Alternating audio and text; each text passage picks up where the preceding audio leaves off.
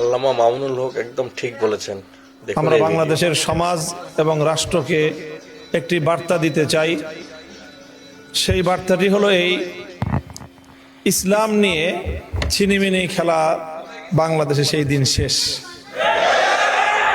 বাংলাদেশে রাজনীতি করতে হলেও এদেশের ইসলাম এবং ইসলামপন্থীদের সাথে নিজেদের কমিটমেন্ট প্রদান এবং সেই কমিটমেন্ট রক্ষা করে আগামী দিনে বাংলাদেশে রাজনীতি করতে হবে ইনশাআল্লাহ।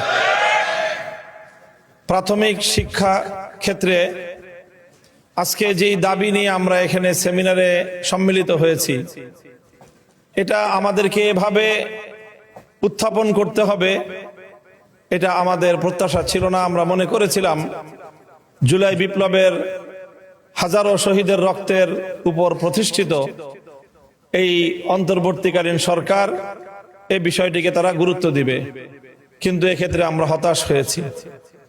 হতাশ হয়ে আজকে আমরা প্রাথমিকভাবে আমাদের অবস্থান আমরা জানান দিচ্ছি। বর্তমানে রাজনৈতিক একটি চরম অস্থিরতার বা একটা দোদুল্যমান অবস্থায় দেশ এগিয়ে চলছে। এই জন্য আমরা রাজপথে বড় ধরনের কর্মসূচি ঘোষণা করতে একটু আমরা সময় নিচ্ছি।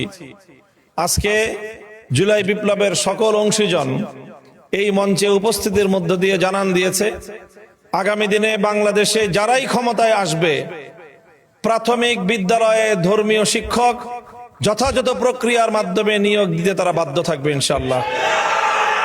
গানের শিক্ষক নিয়োগ সহ আমাদের কোমলমতি কচিকাচাদের অন্তর থেকে ইসলামী মূল্যবোধ বিতরণ সহ ইসলামী মূল্যবোধ পরিপন্থী যে সকল কার্যকলাপগুলো পরিচালিত হচ্ছে, যে সকল বিষয়গুলি আজকের সেমিনারে উত্থাপিত হয়েছে, এই বিষয়গুলোতে আমরা সজাগ এবং সচেতন আছি।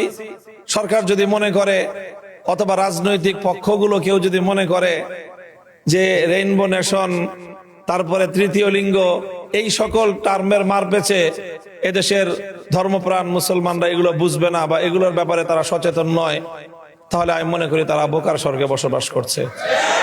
আমরা আজকের এই সেমিনারের মাধ্যমে, সেমিনারে যারা এখানে মঞ্চে উপস্থিত আছেন তাদের পেছনেও, আজকের এই সেমিনার বাস্তবায়নের পেছনে বাংলাদেশের ক্রিয়াশীল আরো অনেক গুরুত্বপূর্ণ ব্যক্তিবর্গ আজকের এই সেমিনারের সাথে, তার আয়োজনের সাথে একান্তভাবে সম্পৃক্ত। আমরা যদি বাধ্য হই তাহলে আমাদের প্রাথমিক শিক্ষায় ইসলাম এবং মূল্যবোধ রক্ষা করার জন্য যা করতে হয় আমরা সেটাই করব, এবং সেটা আগামী দিনে আমাদের সবচেয়ে প্রায়োরিটি বেসিস আমাদের কর্মসূচি হতে পারে।